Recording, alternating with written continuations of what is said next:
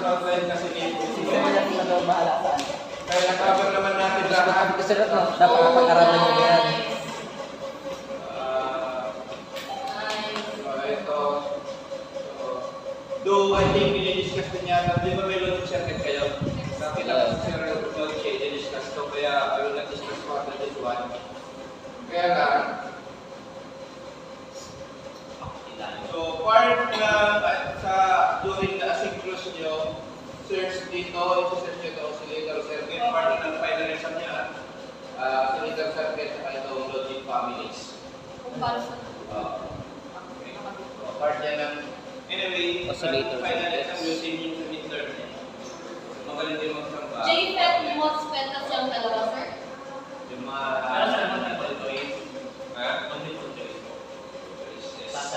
Identification ko. Just sa identification. Ang kapal mo! Ang kapal mo! alas na pagkakataon natin lahat. So yung kasi po, is basically additional na lang ito. Kasi yung mga nakalaba, yung mga presentation namin, kaya nakalabal. Kaya yun ang kailangan naman. JFET, MOSFET, oscillator, and Okay, so MOSFET pa rin ito, kaya lang is more on the application ng MOSFET into a digital circuit. So basically kasi yung MOSFET is seldom used sa analog. So ginagamit pa rin siya, but mostly the use of MOSFET is in digital application. So, di ba nag-logic na kayo na yun, di ba? Well, sir? next sem po. Next sem, sir. Next naman to. So basically, this is logic function. So these are the common na ginagamit sa basis ng computer programming natin na paano yung hardware mag-operate. Ito yung mga ginagamit niya. No? So again, this is naman doon sa yung Sa logic ka, sir, ate? So pakita ko lang sa inyo yung mga application ng MOSFET in relation to this type of Sir, case. So may tinatawag tayong mga function, ano yung mga function na yun? Yan yung or, and, not, none, so yung tinatawag natin function. May ano naman yung gate based on the function. May tinatawag tayong not function, that is to invert yung signal. Ibig sabihin kung may 0 ka, may 1 ka, o may 1 may 0. In digital circuit, only 1 or 0 lang output na natin. Kaya din ang signal natin. Pagdating sa ano naman, ang one discourse respond to high, either 5 volts or 3.3, while yung 0 correspond to 0 or less than 2 with something. Ito yung mga ginagamit natin sa logic circuit. Actually, during our time, may mga integrated circuit na may ginagawa dati. So, malaki yan. Kaya lang sa ngayon sa microprocessor, alas pa wala na rin ito para ma-obsolete na rin ito.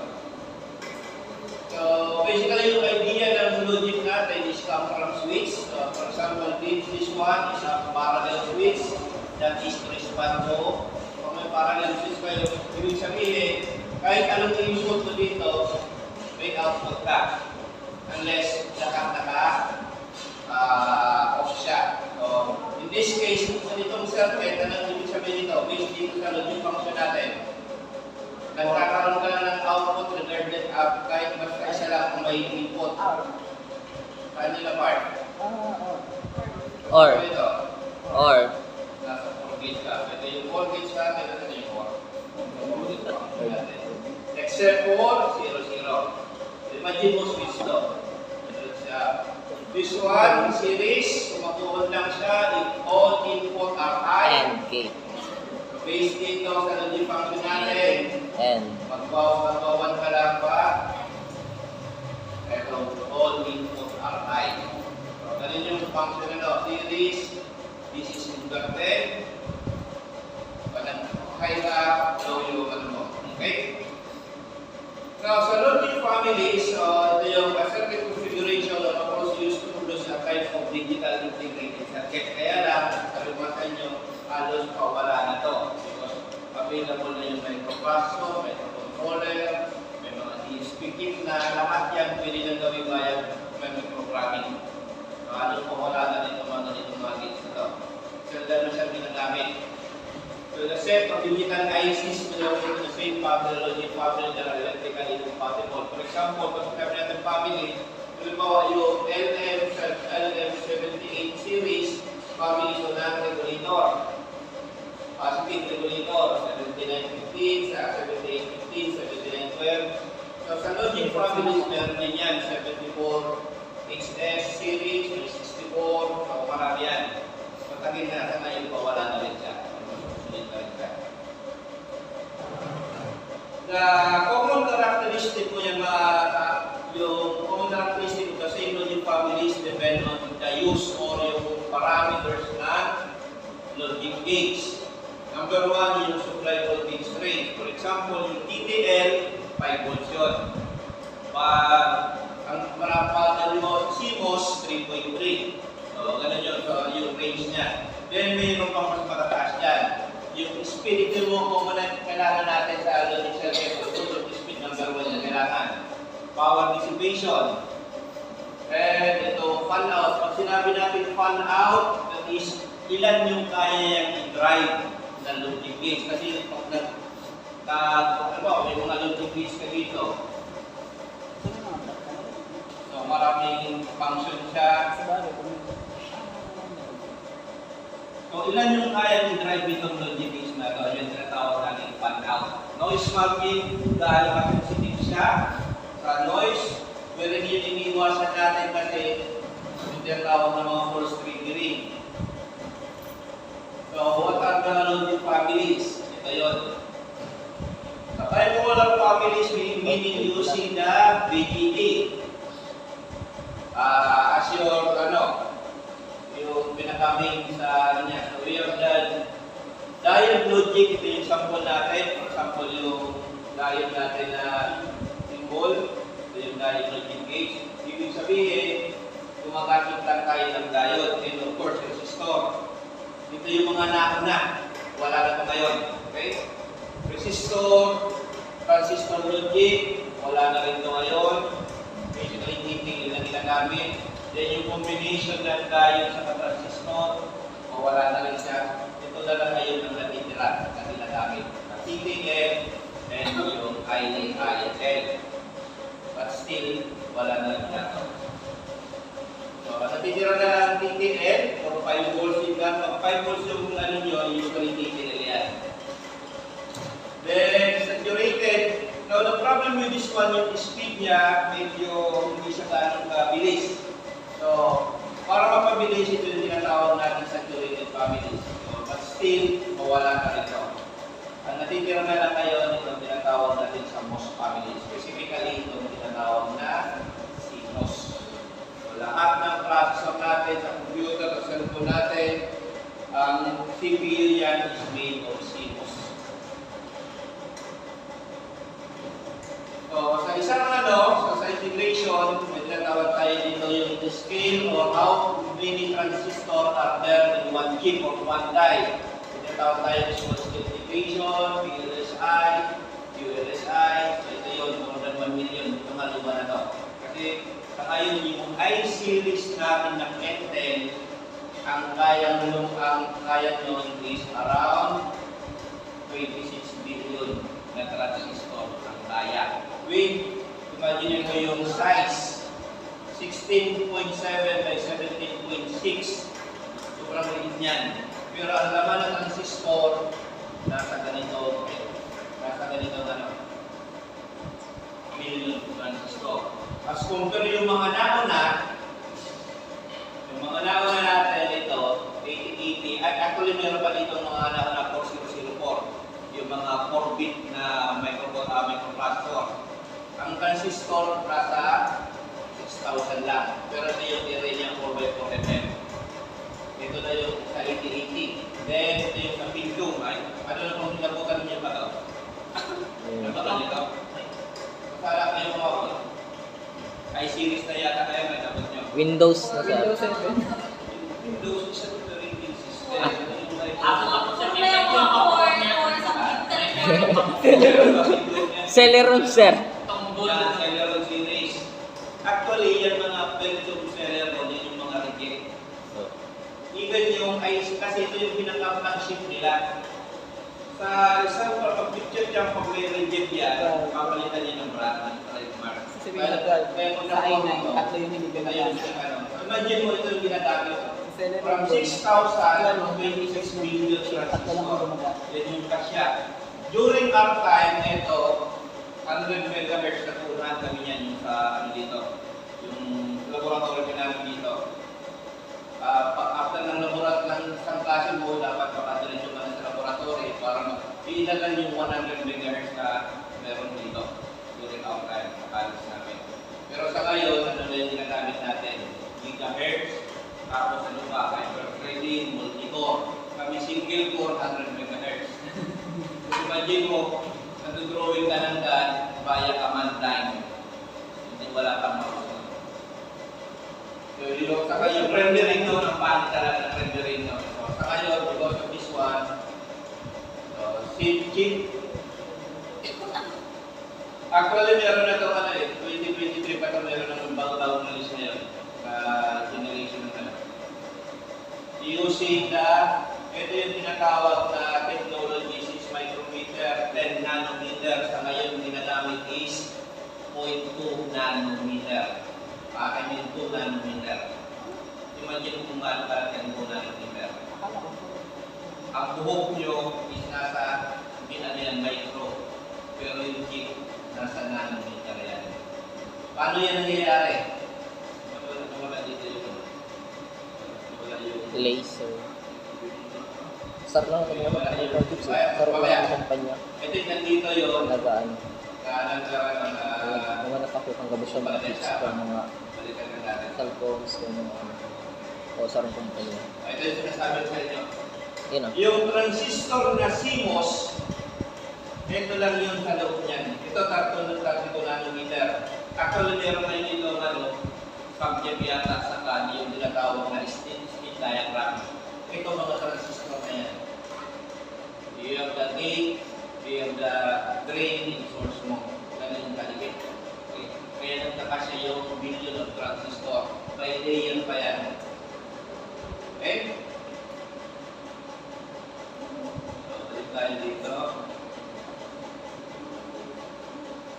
So, aside sa speed, so, comparing the use of compare the performance ng operation, visually switching to, that is video skip ko na ito, part of the use of switching yan. And also, yun, of course, power dissipation. Maximum clock frequency na pwede mong gamitin. Sa ngayon, we are using the 6 GHz. Dati, yung sabi ko sa inyo, 100 MHz, pwede malakpat pa naman na yan. Even yung mga microcontroller ngayon, ano nang kaya? Nasa, hindi ginagamit pa, 100 MHz, kaya na yan. No? This one, yung unity naman to. So basically kasi yung logic 1 natin, ito yung logic 0, yung use value. So in this range, yung natawag natin yung determinate. The problem is, pag nagkakaroon ng fluctuation or sudden need sa system mo, pag hindi-regulate yung supply mo, nagkakaroon ng cross delay. So yung ginawa, pero parang, parang bagger siya, hindi siya maano. So disallowed output voltage range, so ito lang yung pinag-video niya. Logic 5, and logic 0. For example, for a ATL, mga sa 2.5, makaharap ka din 3.5. Visualize one out, we'll discuss this so mathematics na medyo mababa computation ito. So the idea lang ng one out kung ilan yung logic gates na kaya niya i-drive. Kung mayroon isang 1 IC, ilan yung kaya niya i-drive na another logic gates. Ito yung computation na one out. Okay? Isang na yung logic families. I think tapos na tayo dito. Number 1, yung logic gates natin. Yung the inverter, yung the operative AND gates. Then, dito naman, shifted value. Instead of BCC lang, ito, you can shift the value to, depende sa ano mo, via using this one. Ito yung fill out natin. Level shifting eliminates the voltage degradation from the input to the output. And, of course, you have the RTL. Ito yung example ng RTL natin. Resistor, transistor, logic. Combination na sa loob. Dito lang ginagamit is the simply fixed bias or registered bias transistor. So, yung sample na discuss natin ito. Yan ang sample ng mga RTL gates. Then, we have the DTL. So, instead of may combination na tayo ng diode sa transistor. So, kasi wala na rin siya sa ngayon. Sulit na ng technology nito. Ito yung kung the fan out, kung paano lang yung drive. So, discrete type, pwede mo siya gawin. Instead of using relay, pwede mo nang implement. Then, ito yung DTL. So, sa ngayon, ito na yung natitira ng mga matagalang logic gates yung transistor. But take note yung mga resistor na ginagamit.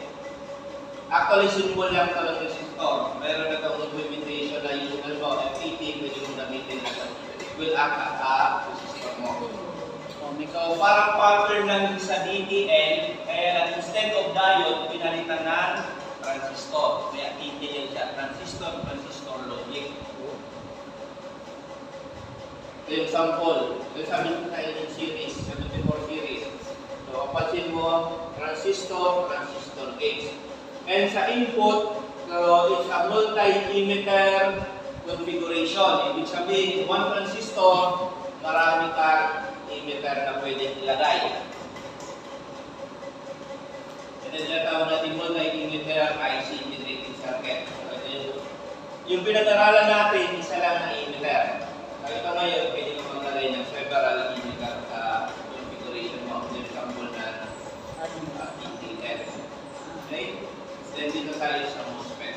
Then bukas natin sa MOSFET. So, okay, sabi natin, ang MOS transistor may dalawang klase. Depende yun sa channel na ginamit. We have the N channel and we have the P channel. And from that one, unlike yung JFET, which is a normally on device, eto, may normally on ka, may normally off ka. So, may dalawa. Depende. Enhancement mode or depletion mode. So, ito yung structure niya. So, pansin mo dito, ito yung daanan.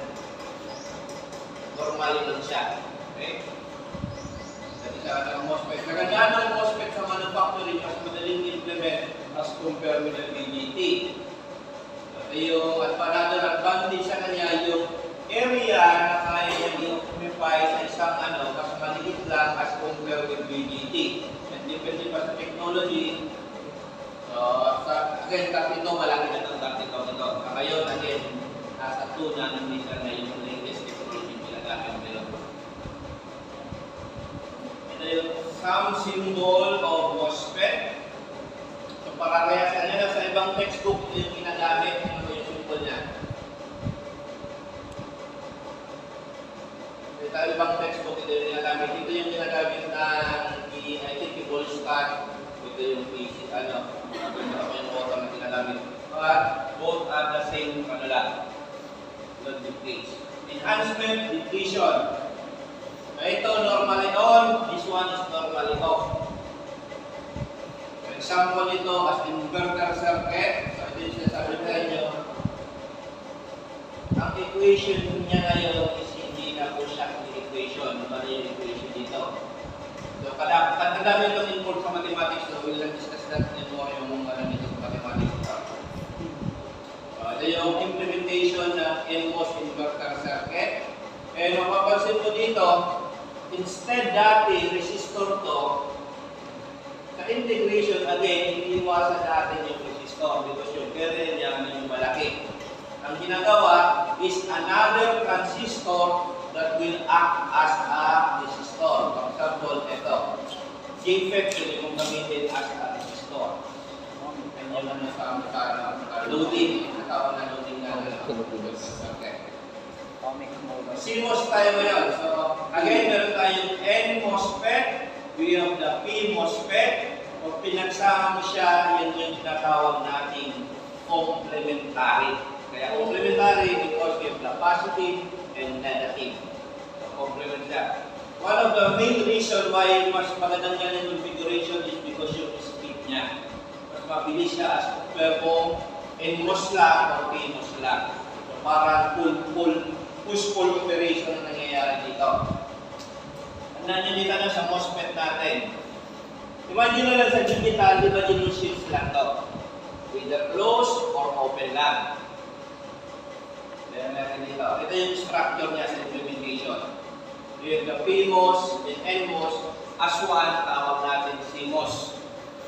Same pa rin, tatlo pa rin yung terminal. Input, yung input, yung drain sa source mo. Tatlong terminal pa rin yan. Kaya lang dito pinagsama natin PMOS at NMOS. Ito yung CMOS operation. Pag zero input, tandaan nyo mamaya may tayo dito, activity. Pag zero yung PMOS natin naka-off, ay naka-on. Ibig sabihin, close. Pero pag 1 ito ma-off, ito yung mag-on. Kung makita mo dito, push-pull operation siya. Zero, ito yung naka-on, ito naka-off. Pag 1 ka, ito yung ma-on, ito yung ma-off. Kapag yung process, 1, 0. Ganyan yung magaling. So, ito. So, 0, 0. Tignan natin yung state ng mga transistor. Of course, 0 to. Ano mayroon dito? N ba ga? Naka-N? So, N-type yan. Pag nag-0 ka, On. Ay, off. ka-off. Ano normally on, sir? Alin? Ano kasi normally on yung P, di ba? Ang Depletion normally on sir ata. yung P. Yung P. Oo. Normally on yung P. Ang normally off. Ito, CMOS na complementary ito. Kung mapansin ninyo, ito saka ito, mag-pair itong dalawang ito. Ito, pair itong dalawang ito. So, hindi yan pwede magsabay. So, ibig sabihin, pag 0 ito naka-off, ito, Naka-on. o, ito muna, ano mayroon dito? Sa transistor na to, 0 yung B. Ano mayroon dito? So, naka-off. Okay? About init ito. On. On. Kasi yung N nila naka-on. Kasi 0, o yung isa. On. On. So, therefore, anong output natin? 1 or 0? Ay, wait lang. O anong output natin? 1 or 0? So, ano ibig sabihin pag naka-on ka? Pag naka-on, halimbawa dito, on, short ito. Oo. Etong B, naka-on, short din to. Oo. May input ka 0, 0, ito may 1 ka. Ay, may one. Ano dito? Ano mayroon dito? Open. Ano? Open. Naka-open na si MPA eh. Ay, close. Tas 0 to 0. Shorted, sir.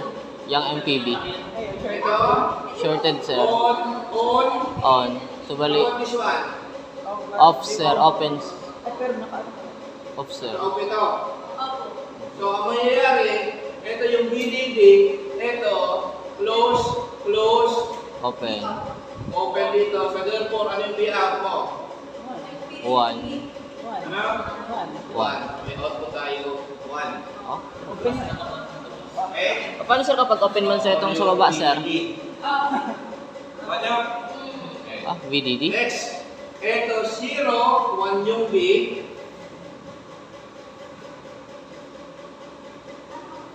So ano yung transistor na NA? Off. Ano? Yung B. On. Yung BA. Ano? On, sir. On, sir. On. Ano? On. Yung B. Off. Ka? Therefore, output.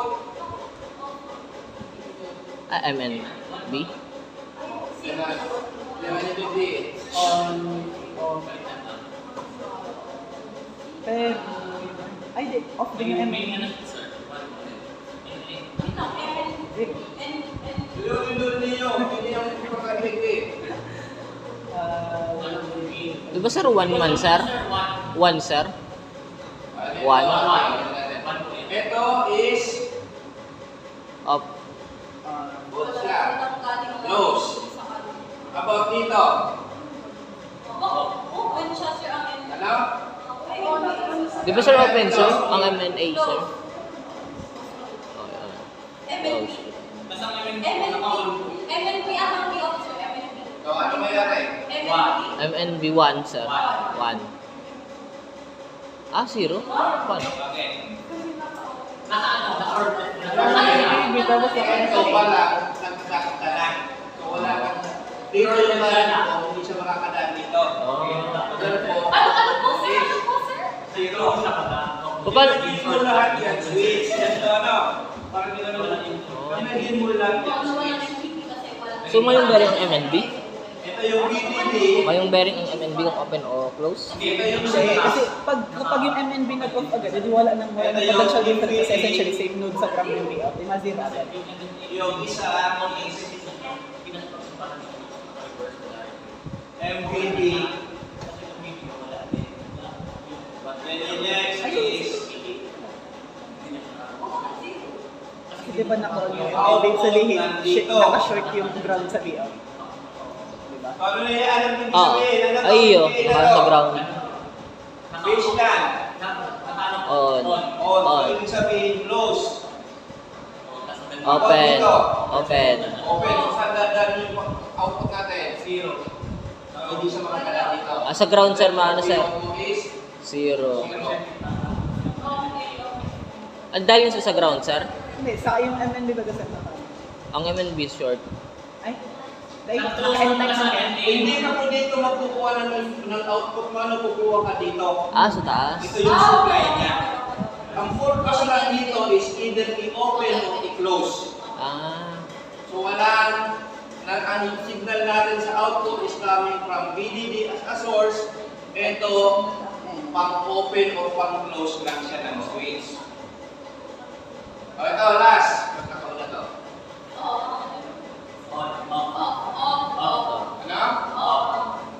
Ano?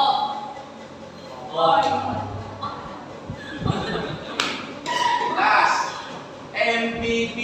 Ano ito? On. Naka-zero yung B. On. So therefore, 0. ano? 0 sir. Adi, XOR Next. 1-1. Para rin naka-on. Off. Ano? On. Off, off. Ay, kung nag-on yun. Therefore, Zero. 0. Oh, XOR anong is to? Okay. Anong is to? Hindi ba XOR yun, sir? Ha? NAND. NAND. NAND. NAND. Negation of end. Okay. NAND. NAND sir. Negation of... Nor. Nor? Nor. Nakormaga, sir. Nakormaga, sir. Sir, nakormaga. Tanda nyo, alam mo kasi naman. Ay, yun. Not Di out. ba na to? Nasa dulo pala yan yung brain. Bakit pala na ganito? Not-or yun, sir. Tanda nyo, ang North isa. Nor. Sa pinakadulo. Para ko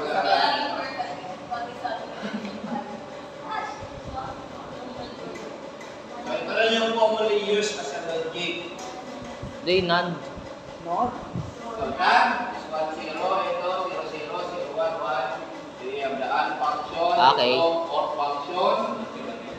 Then yung Nor. non-function, ano yung non-function? Tandaan yung non-function lang. Basically, add na tingnan mo lang. Same thing with no, Nor. or siya na pinagkalagay ng ano, ng number. Then, ako wala na din sa kayo yung norm natin. Exclusive or, exclusive no, ano pa kami ng exclusive or, may one ka lang, pag isa lang dapat ang naka-I. Exclusive or yan. Ito rin yung exclusive no, baliktad lang siya. XOR to X na. Yung kanina, ano yun? Ano set nila kung paano. Nor cube. Yan na. Sige.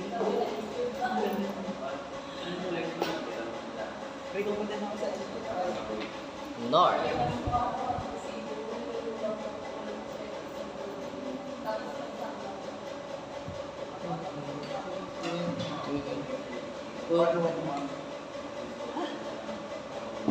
Ito? Nor. Isa na lang. Isa na lang. Tira ko magkasama ng Berton sa isa.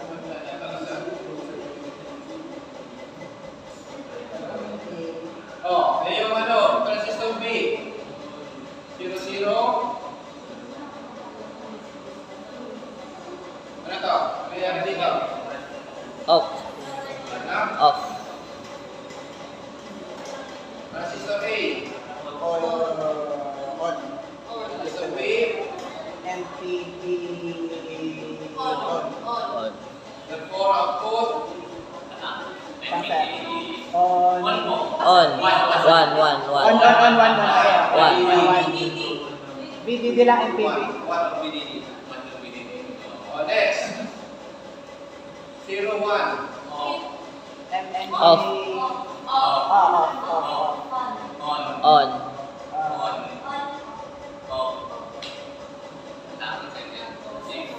Output. Zero. Ano? Zero.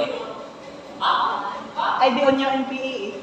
Di, ano, isang node lang yung taas. Open yung NPA. Di output lang. Ah, okay. Yung NPA. Tuloy-tuloy lang siya Off. Ah, dua. Same na din. Same note. Oh, next. Okay.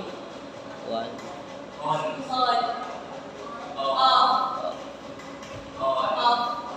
Ano? Output. One. One mo, sir. One. One. Next.